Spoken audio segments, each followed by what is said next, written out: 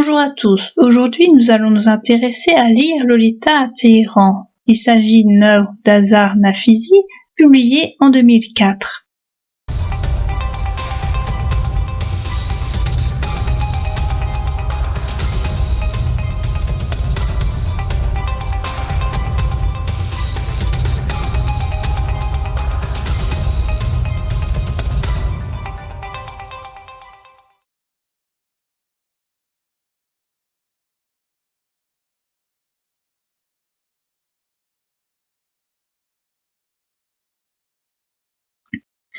Azar Nafisi est une enseignante d'université. Elle enseigne la littérature et plus précisément la littérature occidentale et américaine.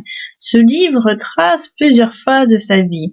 Il y a la phase durant laquelle elle était étudiante, une autre où elle enseigne à la faculté et une autre où elle s'est faite virer de son travail et durant laquelle elle fait des séminaires avec quelques-unes de ses étudiantes. Le livre débute en 1995, quand elle a décidé de réunir chez elle 7 de ses étudiantes les plus douées et les plus motivées afin de parler de littérature une fois par semaine. Lors de ces réunions sont présentes Mana, Machid, Azim, Yassi, Mitra, Sanaz et Nasrin. Elles proviennent de milieux différents et elles n'ont pas toujours les mêmes idées politiques. Elles se réunissent pour parler de grands auteurs européens ou américains. Ces réunions se font plus ou moins en cachette. Certaines de ces filles sont obligées de mentir quant au motif de ces rendez-vous. Lire Lolita à Téhéran est un livre divisé en 4 parties. La première est destinée à Lolita de Nabokov.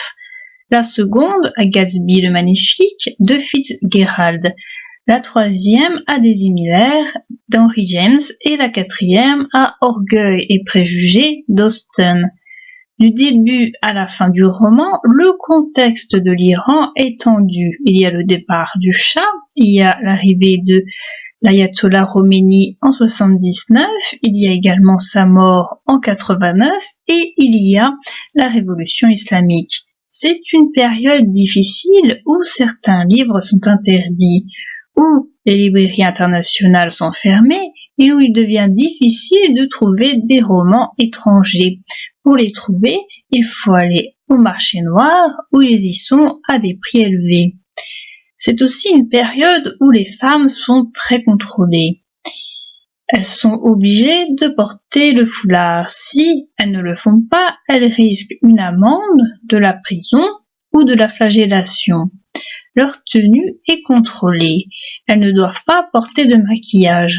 À l'université, les hommes peuvent passer par la porte principale, tandis que les femmes sont obligées de passer par un autre endroit afin d'être fouillées et de savoir si leur tenue est adéquate ou non pour aller en cours.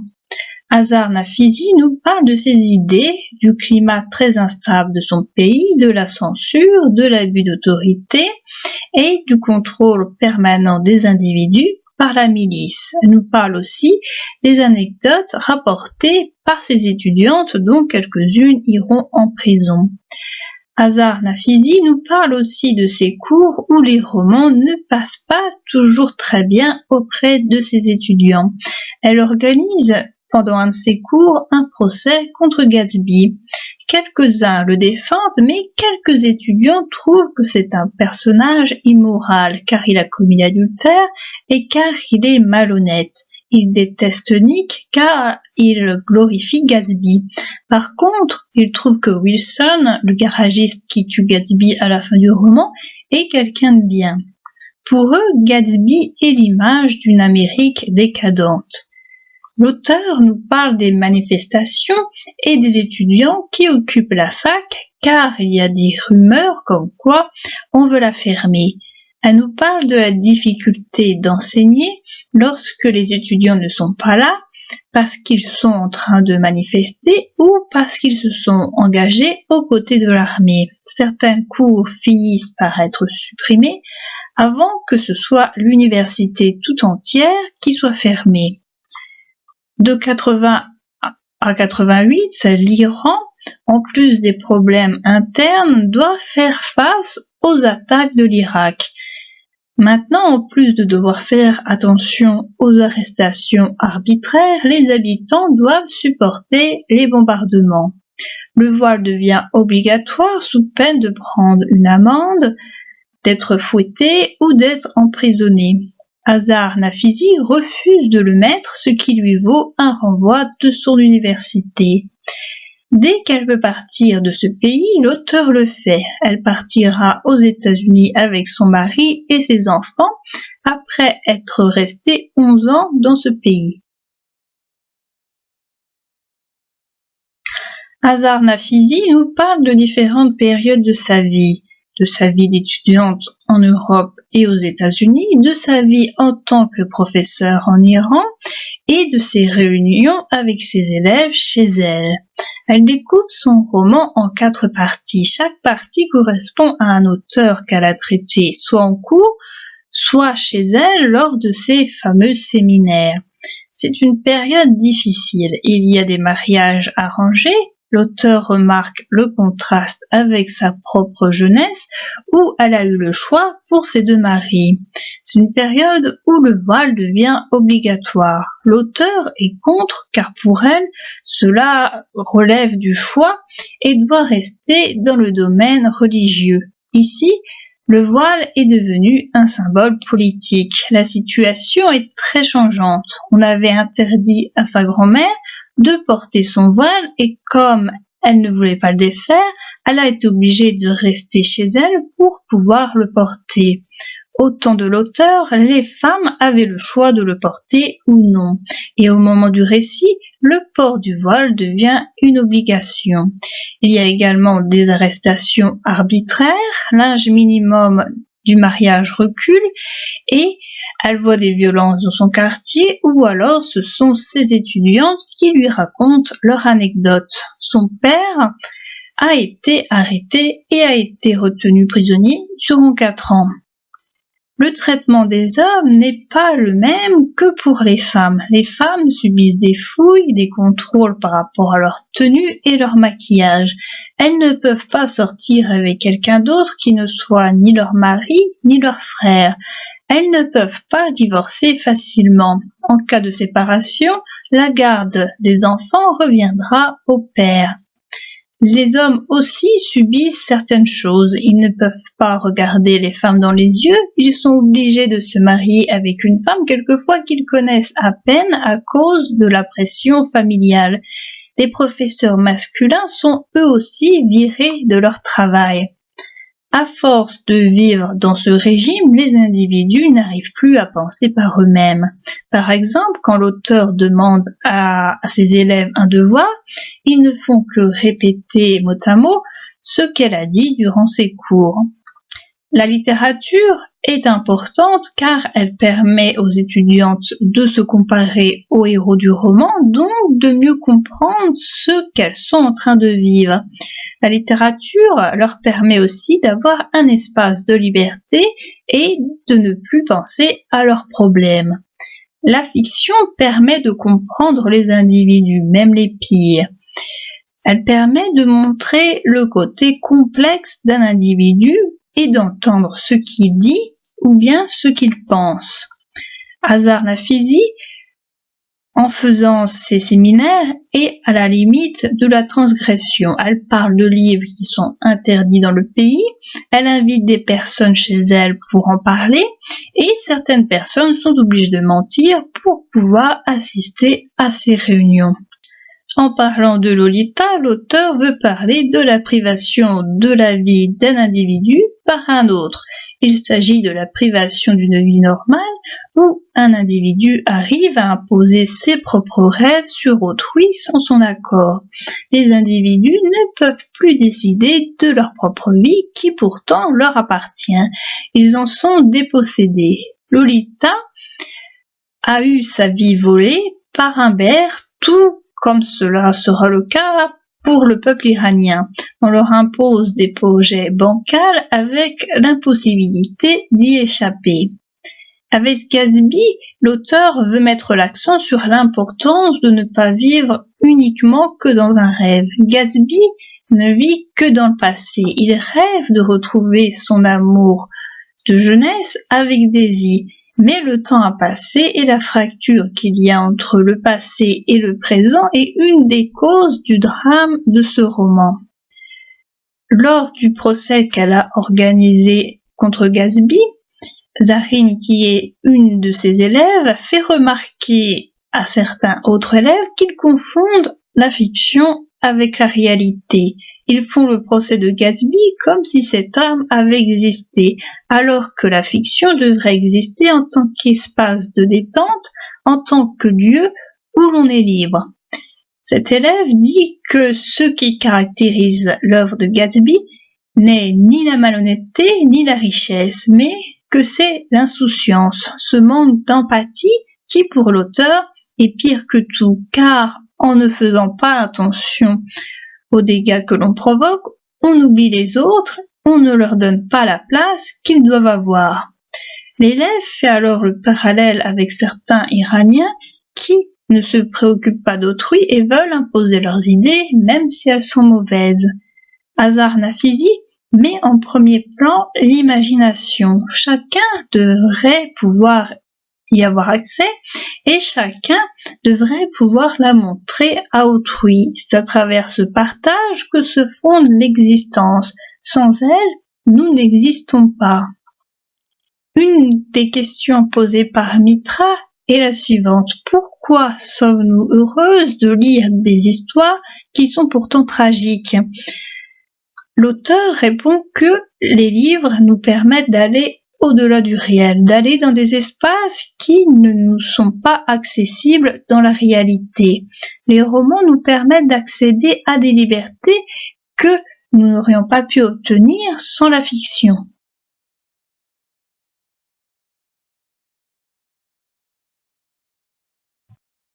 Mitra prend une pâtisserie et nous avoue qu'elle se pose des questions. Pourquoi des histoires comme celle de Lolita et Madame Bovary, si tristes et si tragiques, nous rendent-elles heureuses ? N'est-ce pas un péché que d'avoir du plaisir à la lecture de telles horreurs ? Est-ce que nous ressentirions la même chose si nous les lisions dans le journal ou si nous les vivions ? Et si nous devions écrire sur notre vie dans la République islamique d'Iran, faudra-t-il que cela fasse du bien aux lecteurs ?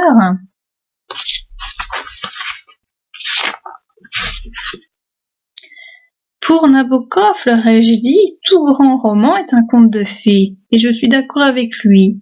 Laissez-moi tout d'abord vous rappeler que les contes de fées abondent en terrifiantes sorcières qui mangent les enfants, en méchantes marâtres qui empoisonnent leurs belles filles, et en pères trop faibles qui abandonnent leur progéniture dans la forêt. Mais la magie vient du pouvoir du bien, de cette force qui nous dit que nous n'avons pas besoin de nous soumettre aux limites et restrictions que nous impose Monsieur Destin, comme l'appelle Nabokov. Le potentiel qui permet d'outrepasser les empêchements présents fait partie intégrante du conte de fées, et ce dernier nous offre ainsi les limites qui nous sont refusées.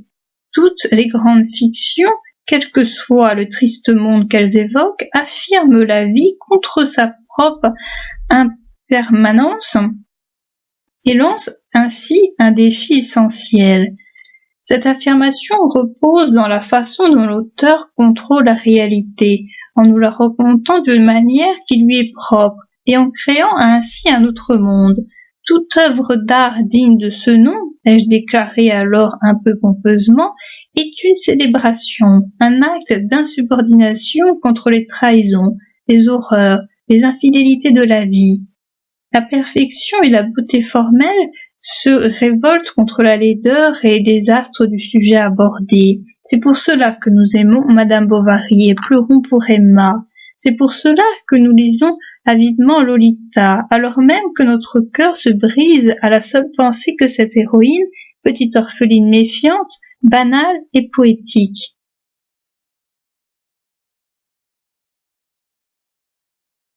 Et je me souviens du cours que je donnais à Al-Zahra et du sentiment de frustration qui l'accompagnait. Cette prétendue université était la seule en Iran qui fût réservée aux femmes. Il y avait sur son petit campus un jardin magnifique, frais et ombragé. Tout en enseignant la faculté de Téhéran, J'y ai donné 2 cours par semaine la première année qui a suivi mon retour en Iran. Ce fut un véritable choc pour moi de découvrir, lors des partiels du premier semestre, que presque toute la classe, au lieu de répondre à mes questions, n'avait fait que réciter mes cours. Pour 4 de ces étudiantes, l'effet de répétition était inouï. Elles avaient transcrit apparemment mot pour mot ce que j'avais dit de l'adieu aux armes, y compris mes vous voyez, et toutes mes digressions à propos de la vie personnelle de Hemingway. J'eus l'impression, en lisant ces devoirs, de me trouver confrontée à une étrange parodie de moi-même. Je pensais qu'elles avaient triché.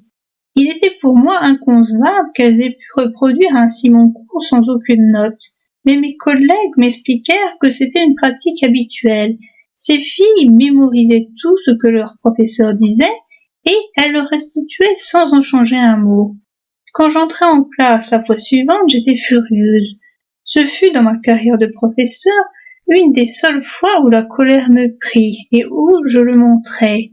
J'étais jeune et inexpérimentée, je croyais devoir attendre de mes élèves qu'elles aient déjà compris et intériorisé certaines normes. Je me souviens leur avoir dit que j'aurais préféré qu'elles trichent, cela au moins demandait une certaine adresse. Mais qu'elles aient répété mes cours mot pour mot, sans rien mettre d'elles-mêmes dans leurs réponses. Et je continuais comme ça, et plus je continuais, plus je me laissais emporter par ma colère vertueuse. C'était le genre de rage qui vous excite, de celle que l'on rapporte chez soi pour l'étaler devant ses proches. Elles demeuraient sans rien dire, même celles qui n'avaient pas commis les péchés que je leur reprochais. Je terminai avant l'heure, mais les coupables et quelques autres vinrent près de moi plaider leur cause. Leur docilité se faisait sentir jusque dans leur façon de se défendre. Elles demandaient pardon. Elles ne savaient pas que ce n'était pas bien. Les professeurs, en général, n'attendaient rien d'autre de leur part. Il y en eut 2 qui se mirent à pleurer. Qui pouvaient-elles?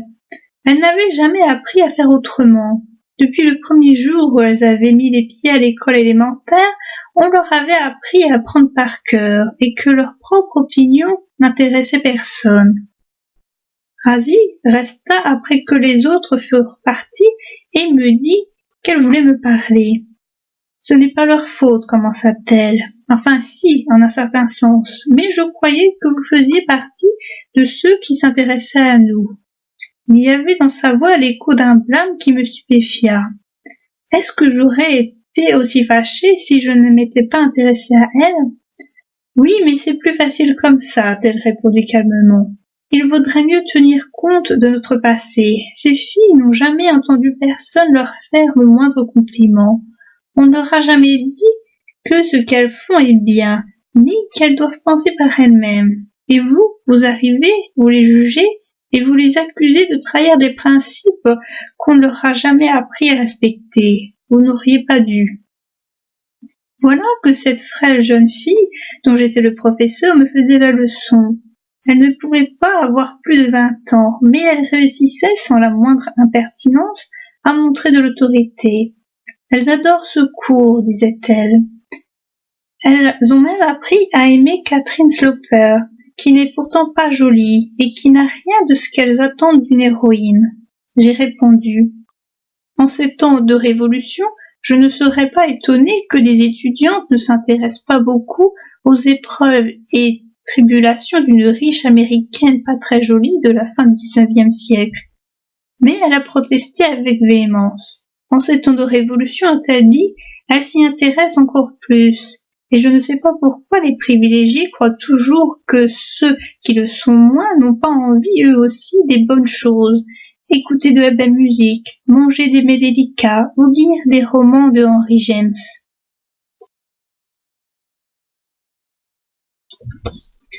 Je rêve souvent qu'un nouvel amendement a été rajouté à la Constitution, celui du libre accès à l'imagination. J'en suis arrivée à croire que la vraie démocratie n'existe pas sans la liberté d'imagination et le droit d'utiliser ses œuvres en l'absence de toute restriction. Pour avoir une vie pleine, chacun devrait pouvoir façonner et exprimer ses mondes, ses rêves, ses idées, ses aspirations devant les autres, participer constamment à un dialogue qui s'établirait entre domaine public et privé. Comment savoir autrement que nous avons existé, ressenti, désiré, haï et craint? Nous parlons de faits. Pourtant, les faits n'existent pour nous qu'en partie s'ils ne sont pas répétés et recréés à travers nos émotions, nos pensées, nos sentiments.